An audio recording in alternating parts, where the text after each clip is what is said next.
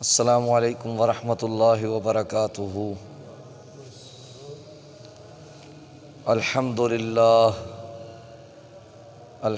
للہ نحمده ونستعینه ونستغفره ونؤمن به ونتوکل علیہ ونعوذ باللہ من شرور انفسنا ومن سیئات اعمالنا، من يهده الله فلا مضل له ومن يضلله فلا هادي له، أشهد أن لا إله إلا الله وحده لا شريك له، ونشهد أن سيدنا وسندنا وغوثنا وغياثنا ومغيثنا وعيننا وعيوننا ومعيننا وحبيبنا وحبيب ربنا وطبيبنا وطبيب قلوبنا ومقصودنا وموجودنا ومطلوبنا ومرغوبنا ومسوبنا ومحبوبنا ومعشوقنا، أعلانا وأولانا ومأوانا وملجانا ومولانا محمدا عبده ورسوله، صلی اللہ تعالی علی حبیبہ محمد وعلی آلہ واصحابہ اجمعین، اما بعد، اعوذ باللہ من الشیطان الرجیم، بسم اللہ الرحمن الرحیم، واتخذ اللہ ابراہیم خلیلا، صدق اللہ مولانا العظیم، وبلغنا رسوله النبي الكريم الرؤوف الرحيم، قال الله تبارك وتعالى في حق شان حبيبه، إن الله وملائكته يصلون على النبي يا أيها الذين آمنوا صلوا عليه وسلموا تسليما۔ درود پاک، اللہم صلی علی سیدنا وحبیبنا ومولانا محمد معدن الجود والکرم وعلی آلہ وصحبہ وبارک وسلم۔ الصلاة والسلام علیکہ یا سیدی یا رسول اللہ، الصلاة والسلام علیکہ یا سیدی یا حبیب اللہ، الصلاة والسلام علیکہ یا سیدی یا رحمۃ للعالمین، وعلی آلک واصحابک یا سیدی یا خاتم النبیین۔ ہر قسم کی حمد و ثنا اللہ رب العزت کی ذات بابرکات کے لیے، جو خالق کائنات بھی ہے اور مالک شش جہات بھی، اور ہر قسم کا درود و سلام نبی رحمت صلی اللہ علیہ وآلہ وبارک وسلم کی ذات والا صفات کے لیے۔ اس کے بعد اللہ کریم کا یہ کروڑ ہاں شکر ہے کہ اس نے ہمیں زندگی میں ایک بار پھر ذوالحجہ شریف کے پہلے جمعے کی ادائیگی کی سعادت عطا فرمائی۔ اللہ کریم ہماری نماز جمعۃ المبارک کی حاضری کو اپنی پاک بارگاہ بلند و بالا میں درجہ قبولیت عطا فرمائے۔ سامعین ذی وقار، گزشتہ جمعہ ہم نے حضرت سیدنا ابراہیم علی نبینا علیہ السلام کے متعلق کافی ساری معلومات حاصل کی، آپ کے اعلان توحید کے بارے میں کہ حضرت ابراہیم علیہ السلام نے اعلان توحید کس انداز میں فرمایا، اس کی وضاحت احباب کے سامنے ذکر کر دی گئی۔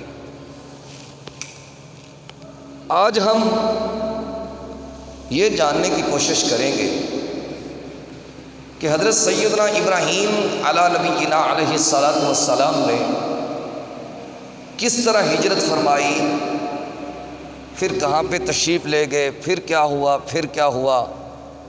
پھر کس طرح حضرت سارہ رضی اللہ تعالی عنہا ایک ظالم بد کردار بادشاہ کے ہاتھوں بچیں، پھر کس طرح حضرت ہاجرہ رضی اللہ تعالی عنہا کا نکاح حضرت ابراہیم علیہ السلام سے ہوا، پھر کس طرح حضرت اسماعیل کی پیدائش کے بعد کس طرح پھر ان کو حرم کعبہ کے پاس چھوڑ دیا گیا، اس کے متعلق آج کی گفتگو انشاءاللہ تعالی ہوگی۔ اللہ کریم میری زبان پہ کلمۃ الحق جاری فرمائے۔ معزز سامعین ذی وقار، حضرت ابراہیم علیہ السلام بابل شہر میں مقیم تھے، اور بابل شہر سے آپ اپنی قوم سے تنگ آ کر، یعنی تبلیغ کرنے کے بعد جب انہوں نے حق کو قبول نہ کیا تو آپ بابل سے ہجرت فرما کے اپنے چچا ہارون کے پاس حیران میں چلے گئے، اور وہاں پہ کافی دیر آپ نے سکونت اختیار کی۔ وہاں پہ ہی حضرت سارہ رضی اللہ تعالی عنہا کے ساتھ آپ کا نکاح کر دیا گیا۔ یہ آپ کی چھٹی ازمائش ہے۔ پچھلے جمعہ 5 ازمائشیں ذکر ہوئی تھی، یہ کتنی ازمائش ہے؟ چھٹی۔ جب نکاح ہو جانے کے بعد حضرت سارہ رضی اللہ تعالی عنہا اور حضرت لوط علیہ السلام یہ دونوں حضرت ابراہیم علیہ السلام کی تبلیغ سے متاثر ہو کر انہوں نے حق کو قبول فرمایا۔ جب انہوں نے حق کو قبول فرمایا تو اس کے بعد ان کے چچا ہارون نے ان تینوں اشخاص کو، یعنی اپنی بیٹی اور اپنے داماد اور حضرت لوط علیہ السلام کو گھر سے نکال دیا۔ جب گھر سے نکل گئے تو اس کے بعد سیدنا ابراہیم علیہ السلام اور حضرت لوط علیہ السلام اور حضرت سارہ رضی اللہ عنہا تینوں یہ اشخاص مصر میں پہنچتے ہیں۔ جب مصر میں پہنچتے ہیں تو یہاں پہ پتہ چلتا ہے کہ ایک جو مصر کا بادشاہ ہے اس نے قانون بنا رکھا ہے کہ جو بھی شہر میں کوئی حسینہ عورت آتی تو سب سے پہلے وہ اپنی کسٹڈی میں لیتا اس عورت کو، اور جو اس کا شوہر ہوتا اس کو قتل کروا دیتا۔ جب حضرت سارہ رضی اللہ تعالی عنہا حضرت ابراہیم علیہ السلام کے ہمراہ مصر میں پہنچی تو اس کے کرندوں نے، جو اس بادشاہ کے مشیر تھے، وزیر تھے، انہوں نے اس کو اطلاع دی کہ عورت ایک شہر میں حسینہ آئی ہے، تو اس نے گرفتار کرنے کا حکم دے دیا۔ اب یہ گرفتار ہو گئے میاں بیوی حضرت ابراہیم علیہ السلام اور حضرت سارہ، یہ گرفتار ہو گئے۔ اب یہاں پہ 7ویں ازمائش شروع ہو رہی ہے۔ حضرت سارہ رضی اللہ تعالی عنہا کی کرامت کس طرح ہوئی؟ جب دونوں میاں بیوی کو گرفتار کر کے اس بادشاہ کے پاس پہنچایا گیا تو حضرت ابراہیم علیہ السلام خود تو نماز پڑھنے میں مشغول ہو گئے۔ ایک تو اس سے یہ بھی پتہ چلتا ہے کہ جب بھی کبھی زندگی میں کوئی مشکل معاملہ آ جائے، جتنا مرضی مشکل مرحلہ آ جائے، قرآن بھی کہتا ہے وَاسْتَعِینُوا بِالصَّبْرِ وَالصَّلَاةِ، صبر اور نماز کے ذریعہ سے مدد طلب کرو۔ یعنی ایک تو صبر کرو اور دوسرا نماز کی کثرت کرو، نوافل کی کثرت کرو، صلاۃ الحاجات پڑھو، نوافل زیادہ سے زیادہ پڑھو، اللہ کی بارگاہ میں توبہ استغفار کرو، اللہ کریم اس مشکل سے جلد از جلد نجات عطا فرما دے گا۔ حضرت ابراہیم علیہ السلام خود نماز پڑھنے میں مشغول ہو گئے اور جناب سارہ سے فرمایا کہ اگر تم سے پوچھیں تو تم نے کہنا کہ ابراہیم میرا بھائی لگتا ہے اور میں اس کی بہن ہوں۔ اب یہاں پہ ایسی بات نہیں ہے کہ اللہ کے نبی حضرت ابراہیم علیہ السلام نے کوئی جھوٹ بولا ہو، الیاذ باللہ، یا حضرت سارہ نے کوئی غلط بیانی کی ہو۔ چونکہ تمام مسلمان مردوں عورتوں پر اخوت کا اطلاق ہوتا ہے۔ قرآن مقدس نے بھی کہا انما المؤمنون اخوہ، تمام مومنین آپس میں بھائی بھائی ہیں۔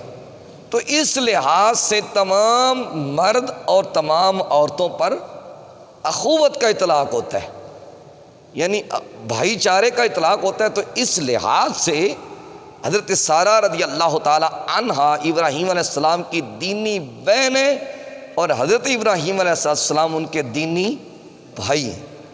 اس لحاظ سے کہا گیا کہ اگر پوچھا جائے تو آپ نے یہ نہیں کہنا کہ میں ان کی بیوی ہوں، یہ میرے شوہر ہیں، بلکہ یہ کہنا ہے کہ یہ میرے بھائی ہیں اور میں ان کی بہن ہوں۔ حضرت سارہ رضی اللہ تعالی عنہا جب آپ اندر تشریف لے گئیں تو وہ جو ظالم بادشاہ تھا وہ اپنے تخت پہ بیٹھا ہوا تھا، اپنے دفتر میں موجود تھا۔ اس نے آپ کو پاس بلایا تو آپ نے غسل کر کے کچھ نماز پڑھنے کی مہلت مانگی۔ اللہ کی جو بندی ہوتی ہے نا، جو پاک دامنہ ہوتی ہے، تو وہ اپنے پھر اللہ کریم اس کے دامن کو ایسے محفوظ رکھتا ہے۔ جناب سارہ رضی اللہ تعالی عنہا نے جب غسل کے لیے کہا اور نماز کے لیے کہا تو آپ کو نماز کی مہلت دے دی گئی۔ تو جناب سارہ رضی اللہ تعالی عنہا نے نماز پڑھنی شروع کر دی۔ جب نماز پڑھ رہی تھی تو اس ظالم بادشاہ نے بحالت نماز ہی زیادتی کرنے کی کوشش کی، یعنی آپ نماز پڑھ رہی ہیں، اس نے کہا یہ بچوں کو ذرا خاموش کروائیں، اس نے کہا کہ یہ تو نماز سے باہر نہیں آئیں گی۔ بحالت نماز ہی اس نے زیادتی کرنے کی کوشش کی۔ تو جب اس نے اپنے ہاتھ کو آگے بڑھایا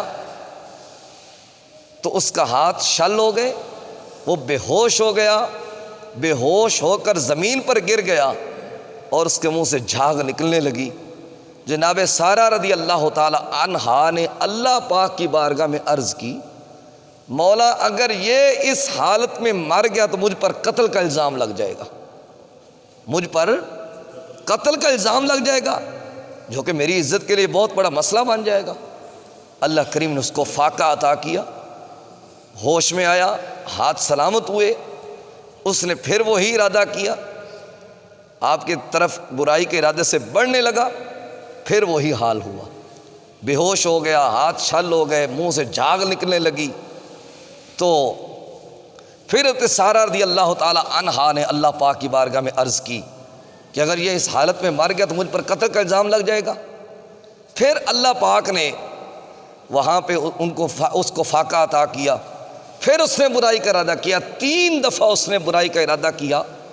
جب 3 دفعہ برائی کا ارادہ کرنے کے بعد جب وہ کامیاب نہ ہوا تو کہنے لگا یہ انسان نہیں، یہ کوئی جن ہے، یہ انسان نہیں ہے، یہ کوئی جن ہے۔ بھائیو، جب بندے کے اندر خلوص شامل حال ہو یا بندے کی نیت کے اندر فتور نہ ہو تو پھر دنیا کی کوئی بھی طاقت ہمیں رسوا نہیں کر سکتی، ذلیل نہیں کر سکتی، بشرط یہ کہ نیت کے اندر پاکیزگی کا ہونا ضروری ہے۔ اب جب 3 دفعہ حملہ کرنے کے بعد وہ کامیاب نہ ہوا تو اس کے بعد اس نے حضرت سارہ رضی اللہ تعالی عنہا کو چھوڑ دیا اور ساتھ ایک خادمہ حضرت ہاجرہ رضی اللہ تعالی عنہا ساتھ دے دی۔ جب یہ دونوں باہر آئے، حضرت ابراہیم علیہ السلام نے پوچھا خیر ہے؟ تو حضرت سارہ رضی اللہ تعالی عنہا نے فرمایا اللہ کی ذات کا شکر ہے میں خیریت سے ہوں، میرے رب نے میری عصمت کی حفاظت کی ہے، میرے رب نے میرے تقوی کی حفاظت کی ہے، میرے رب نے میری پاکیزگی کو برقرار رکھا ہے، میرے رب نے میری عزت پہ حرف نہیں آنے دیا، اور یہ اس نے بطور خادمہ ساتھ دی۔ حضرت ابراہیم علیہ السلام، حضرت لوط علیہ السلام اور حضرت سارہ رضی اللہ تعالی عنہا اور حضرت ہاجرہ رضی اللہ تعالی عنہا مصر سے چاروں افراد نے ہجرت کی، فلسطین تشریف لے گئے۔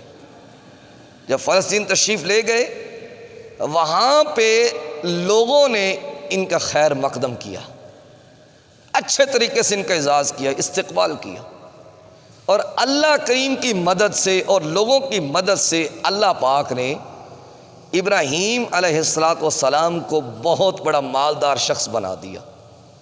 پھر حضرت ابراہیم علیہ السلام نے وہاں پہ مسافر خانے بنوائے، لوگوں کے لیے رہنے سہنے کا انتظام کروایا، لنگر خانے کھلوائے۔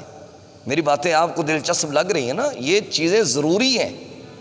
ہمارے بڑوں کی کس طرح مقام تھے، کس طرح ان کا اللہ تعالیٰ نے اس کو مقام ان کا عطا کیا تھا، اس کا جاننا بھی بہت زیادہ ضروری ہے۔ اب فلسطین میں یہ مقیم ہے۔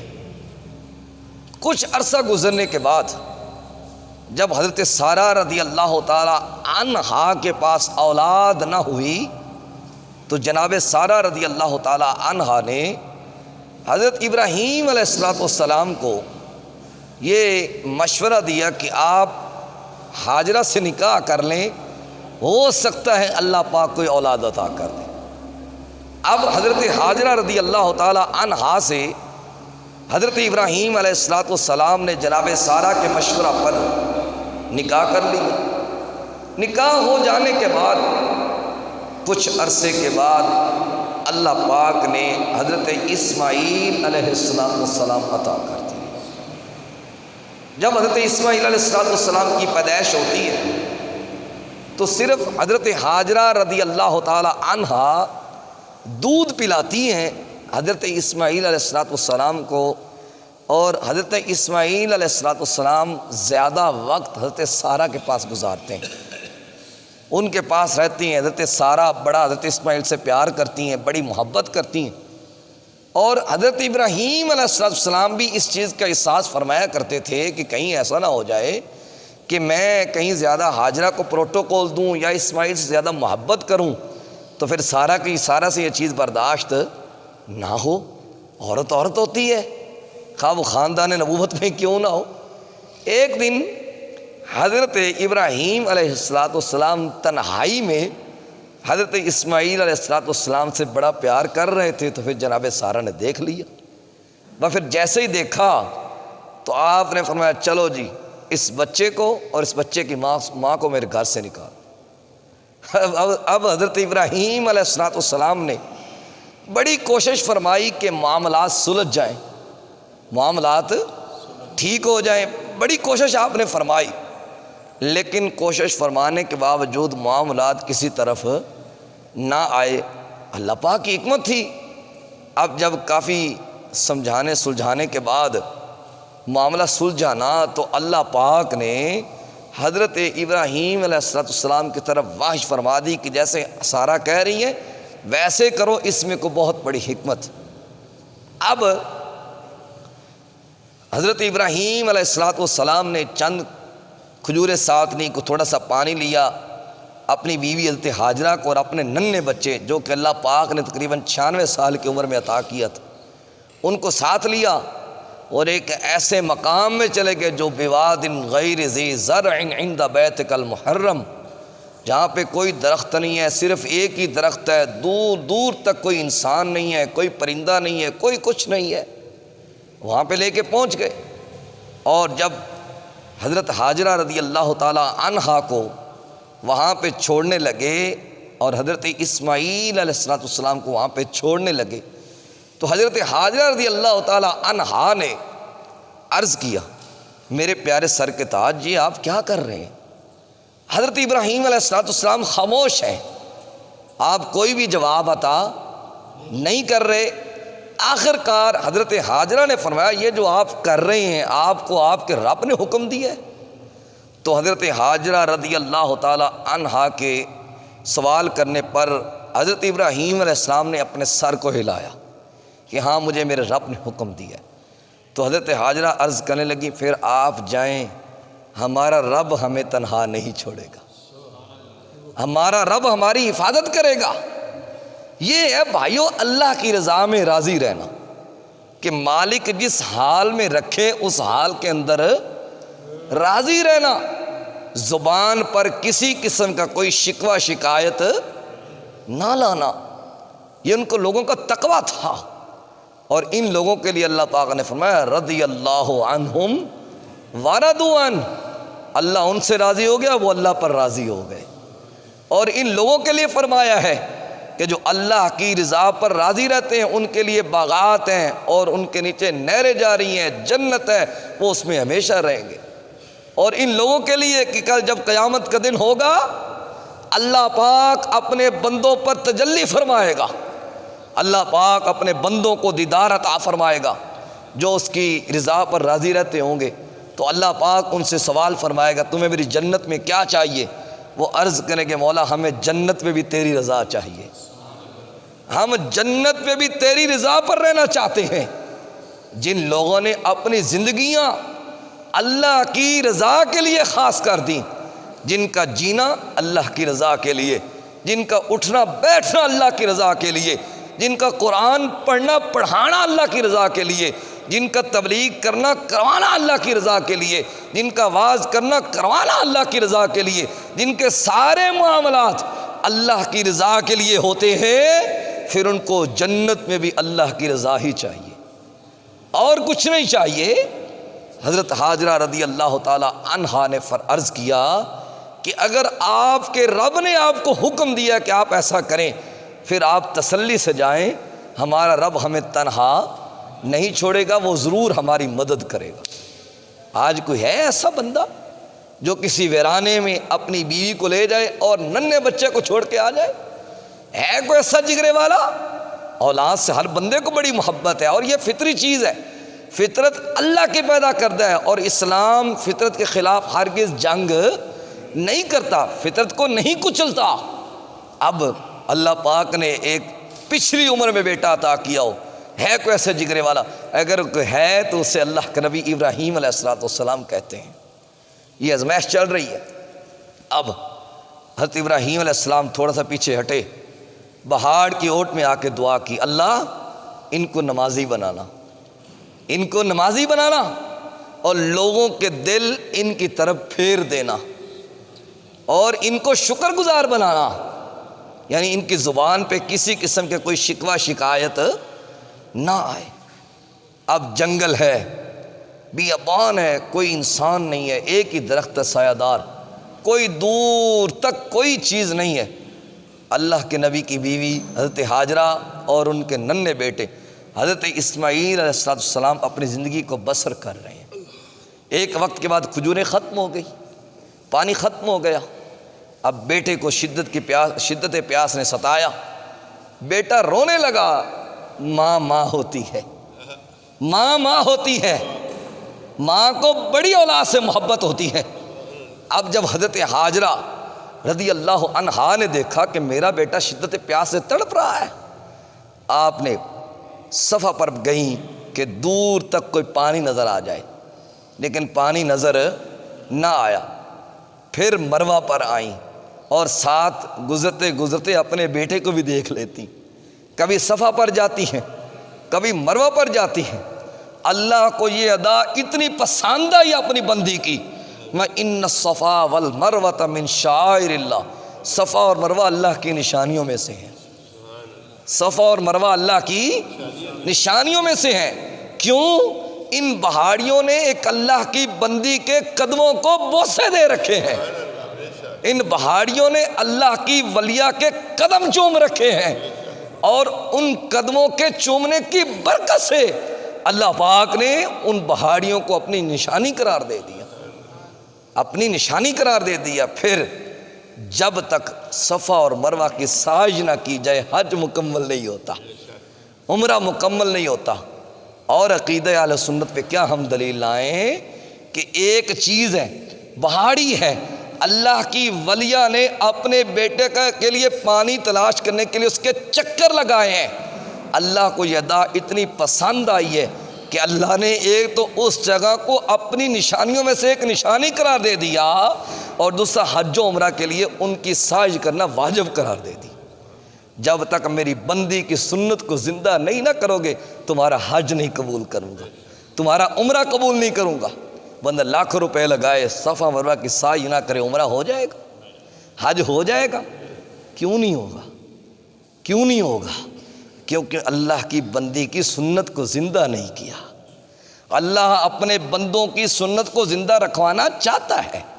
جن لوگوں نے اپنی زندگیاں اللہ کی رضا کے لیے خاص کر رکھی ہیں، اللہ ان کی یادوں کو زندہ رکھوانا چاہتا ہے۔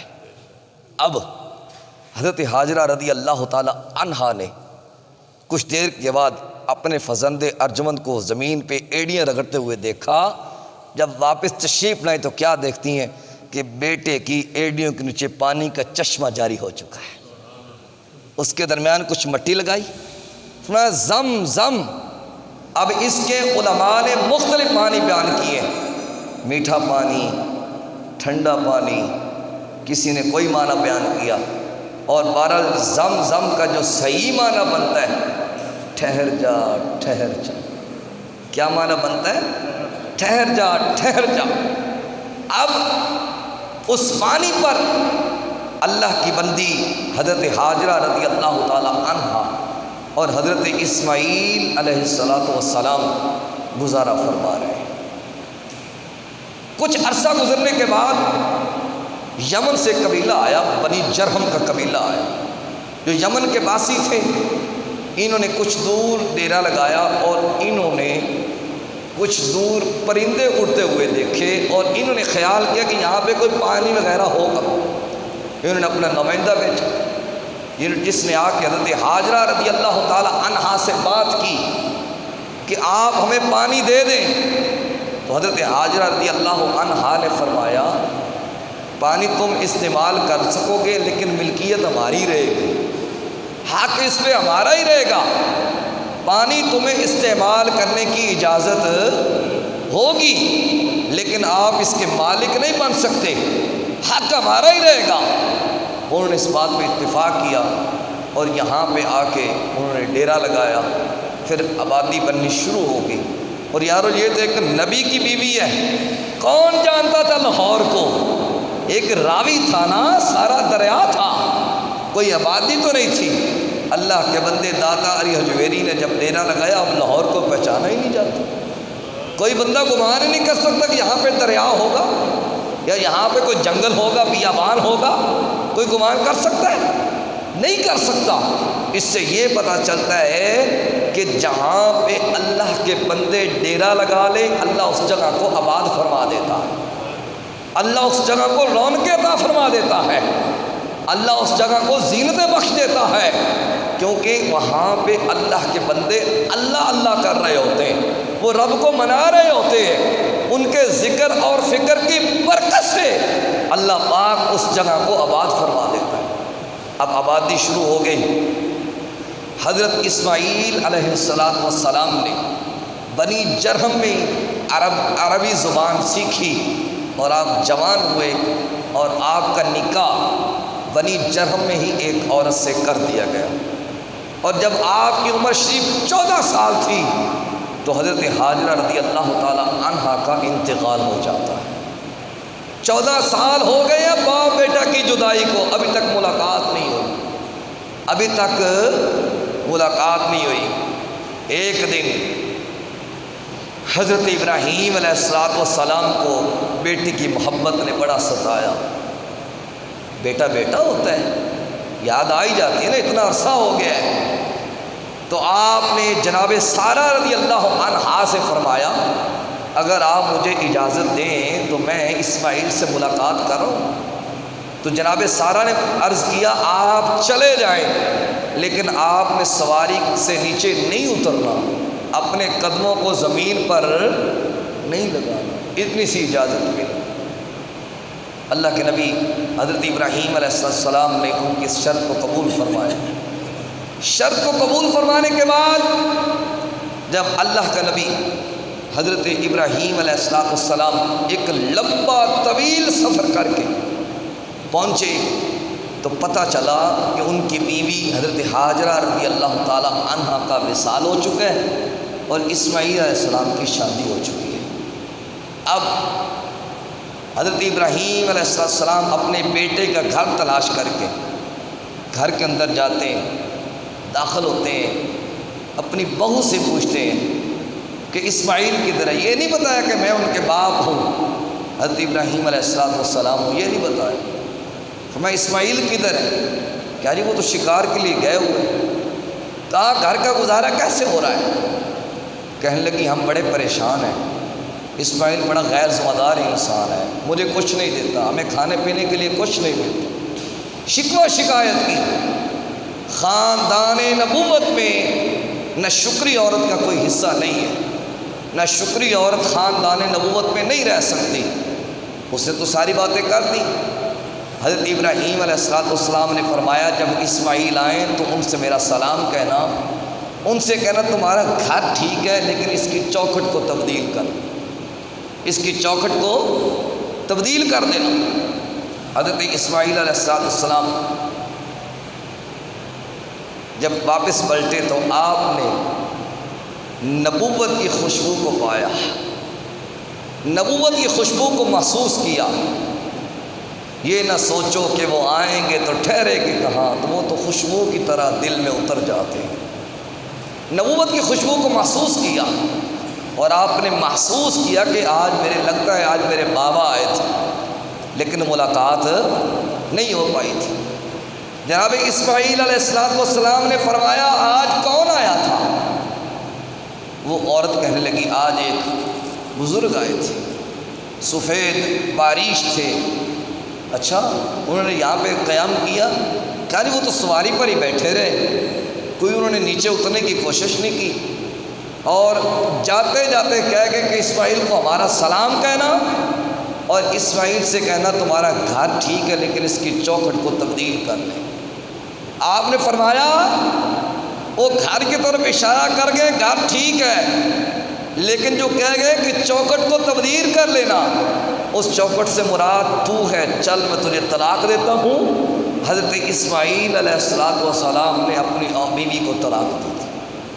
اس کے بعد پھر بنی جرہم قبیلے میں حضرت اسماعیل علیہ السلام کی شادی ہو جاتی ہے۔ شادی ہو جانے کے بعد پھر کچھ عرصہ گزرا، پھر بیٹے کی یاد نے تنگ کیا، پھر بیٹے کی یاد نے ستایا، اور جناب سارہ رضی اللہ تعالی عنہا سے فرمایا کہ اگر آپ مجھے اجازت دیں تو میں اسماعیل سے ملاقات کر رہا ہوں۔ پہلی شرط پر ہی حضرت سارہ رضی اللہ تعالی عنہا نے حضرت ابراہیم علیہ السلام کو اجازت دے دی۔ آپ نے سفر شروع کیا، فلسطین سے مکہ پہنچے۔ کتنا لمبا سفر ہے، کتنا لمبا سفر ہے، بہت لمبا سفر ہے۔ فلسطین سے مکہ پہنچے، اور مکہ پہنچنے کے بعد پتہ چلا کہ اسماعیل کی دوسری شادی ہو چکی ہے۔ جناب ابراہیم علیہ السلام اپنے بیٹے کا گھر تلاش کر کے گھر میں پہنچے۔ جب دیکھا کہ ایک میری بہو موجود ہے، یہ نہیں بتایا کہ میں اسماعیل کا باپ ہوں۔ فرمایا تیرا کیا حال ہے؟ اس نے کہا بزرگوں اللہ کی ذات کا احسان ہے، اللہ کی ذات کا شکر ہے۔ اس سے یہ بھی پتہ چلا کہ جب بندے کی زبان پہ شکر آ جاتا ہے، جب بندے کی زبان پہ شکر آ جاتا ہے پھر اللہ پاک مقام عطا کرتا ہے۔ کیوں؟ پہلی منزل عشق ادب دی، بنا ادب مراداں نہ پاوے۔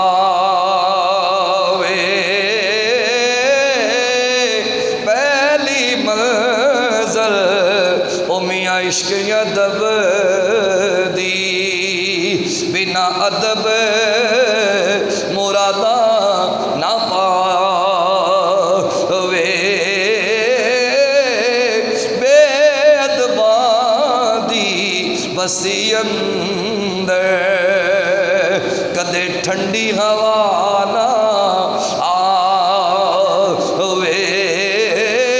ادب تو ود کے عبادت کیڑی جیڑی رب تکر پہنچاوے۔ آدم اس دے بخت سولے جنوں اے دولت مل جاوے۔ حضرت ابراہیم علیہ نبینا علیہ السلام نے اپنی بہو سے پوچھا تمہارا کیا حال ہے؟ اس نے کہا اللہ کی ذات کا احسان ہے، اللہ کی ذات کا شکر ہے۔ وہ کہنے لگی اے پیارے بزرگو، آپ ایسا کریں سواری سے نیچے اتر آئیں، آپ کے بالوں پہ سفر کی گرد ہے، آپ تھکے ہوئے ہیں، میں آپ کے پاؤں کو دھو دیتی ہوں، آپ کے سر کو صاف کر دیتی ہوں۔ اللہ کے نبی حضرت ابراہیم علیہ السلام نے فرمایا او بیٹی مجھے اجازت نہیں ہے میں اپنے پاؤں کو سواری سے نیچے لگاؤں۔ آپ نے بیٹی نے کیا انتظام کیا؟ جب فرما بردار بیٹیاں ہونا، جب فرما بردار بہو ہو پھر انتظام کر لیتی ہیں، کہتی ہیں بابا میں کوئی انتظام کرتی ہوں کہ آپ کا وعدہ برقرار رہ جائے، آپ اپنے پاؤں کو سواری سے نیچے بھی نہ لگائیں، آپ کا کام بھی ہو جائے۔ اس نے ایک پتھر تلاش کیا، پتھر تلاش کرنے کے بعد سواری کے رکاب کے پاس رکھ دیا، کہنے لگی بزرگو آپ اس پہ اپنے قدموں کو لگا لیں، اپنے قدموں کو لگا لیں، اپنے سر کو نیچا کریں، میں آپ کے سروں میں کنگھی بھی کر دیتی ہوں، آپ کے سر کو دھو بھی دیتی ہوں، آپ کے پاؤں کو بھی دھو دیتی ہوں، آپ کے ہاتھ بھی صاف کر دیتی ہوں۔ اللہ کے نبی جناب ابراہیم خلیل اللہ علیہ السلام نے اپنے پاؤں کو اس پتھر پر رکھا۔ جب پاؤں کو پتھر پر رکھا نا،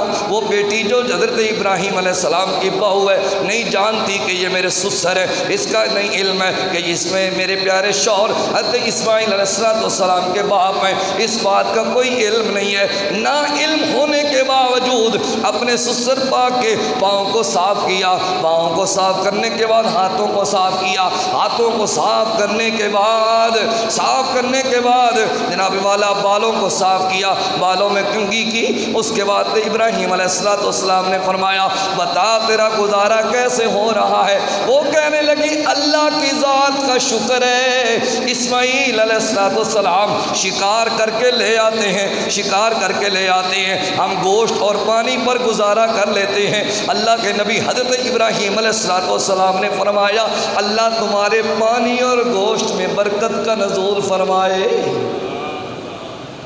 اللہ تمہارے پانی اور گوشت میں برکت کا نزول فرمائے، کیونکہ زمزم پی کے گزارا کر رہے تھے، اور زمزم تو چیز ہی ایسی ہے جب بندہ پی لے تو بندے کی ساری طلب ختم ہو جاتی ہے۔ وہ کسی نے خوب کہا تھا آب زمزم میں پیواں اوتھے میں مراتے جیواں، آب زمزم میں پیواں اوتھے میں مراتے جیواں، صدقہ نواسے آندا سن میریاں زاریاں، صدقہ نواسے آندا سن میریاں زاریاں، جس نے مدینے جانا کر لو تیاریاں، جس نے مدینے جانا کر لو تیاریاں، جس نے مدینے جانا کر لو۔ زمزم میں تو اللہ پاک نے حکمت ہی ایسے رکھی، اللہ پاک ہمیں بار بار پینا عطا فرمائے، بار بار زمزم کے گھونٹ ہمیں عطا کیے۔ تو حضرت ابراہیم علیہ السلام نے فرمایا اللہ تمہارے پانی اور گوشت میں برکت کا نزول فرمائے، اور جب اسماعیل آئے تو انہیں میرا سلام کہنا، اور انہیں کہنا اب گھر بھی ٹھیک ہے، اب چوکھٹ بھی ٹھیک ہے۔ اشارہ بھی یہی تھا کہ ایسی عورت ہی محمد کی ماں بن سکتی ہے، ایسی عورت ہی محمد کی ماں بن سکتی ہے۔ اب شام کو حضرت اسماعیل علیہ السلام واپس تشریف لائے، آپ نے پھر نبوت کی خوشبو کو محسوس کیا۔ کسی نے کیا خوب کہا تھا خوشبو ہے دو عالم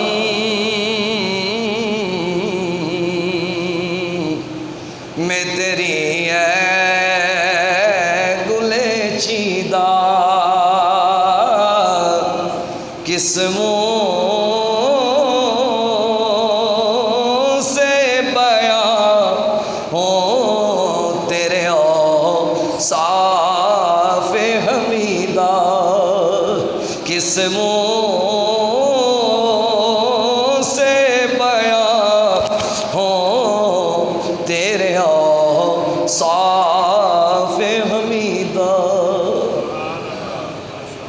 اسماعیل علیہ السلام نے نبوت کی خوشبو کو محسوس فرمایا، آپ نے اپنی زوجہ محترمہ سے پوچھا کہ آج کون آیا تھا؟ کہنے لگی ایک بزرگ آئے تھے۔ پھر کیا ہوا؟ کہتے ہیں میں نے ان کی خدمت کی، ان کے پاؤں کو صاف کیا، ان کے بالوں کو صاف کیا، ان کے چہرے کو صاف کیا، ان کے بالوں کے اندر کنگھی کی، اور جاتے جاتے کہہ گئے اسماعیل سے میرا سلام کہنا، اور اسماعیل سے کہنا کہ اب تیرا گھر بھی ٹھیک ہے، چوکھٹ بھی ٹھیک ہے۔ حضرت اسماعیل علیہ السلام نے فرمایا تجھے مبارک ہو، وہ تجھے پاس کر گئے، اب تو ہی محمد کی ماں بن سکتی۔ یہ ہے جب بندے کی زبان پہ کسی قسم کا کوئی شکوہ شکایت نہ ہو، اللہ کی رضا کے اندر راضی ہو جانا، مالک جس حال میں تو رکھے ہم تیری رضا پہ خوش ہیں۔ ویسے نہیں ابراہیم ہو رہی، اور ویسے نہیں سارا ہو رہی، ویسے نہیں حاجرہ ہو رہی، انہوں نے اپنی زندگیوں کو اللہ کے نام پر وقف کر دیا، اپنی زندگیوں کو اللہ کی رضا کے اندر رہ کے گزارا ہے، اور آج ان لوگوں کا مقام بھی بلند ہے۔ اس سے آگے اگلے جمعے بات چلے گی۔ اللہ کریم ہمیں دین کی سمجھ اور بوجھ عطا فرمائے، اور بڑوں کی قربانیوں کو یاد رکھنے کی توفیق عطا فرمائے۔ سنتوں کی ادائیگی سے پہلے آج ایک چھوٹی سی تقریب ہے، کوئی لمبی چوڑی نہیں۔ سب سے پہلے میں آپ کو مبارک دیتا ہوں کہ آپ کے مدرسے حنفیہ رضویہ میں جب سے میں خدمت کر رہا ہوں، اللہ کی ذات کے احسان سے پہلا بچہ حفظ القرآن مکمل کر چکا ہے، اور جس طرح کا میں چاہتا تھا کہ بچہ حافظ ہو، اللہ کی ذات کے کرم سے رسول کریم صلی اللہ علیہ وآلہ وسلم کی نظر رحمت سے اور فیضان قبلہ بابا جی پیر ابو نصر منظور احمد شاہ سے اللہ پاک نے ویسا ہی ہمیں حافظ عطا کیا ہے۔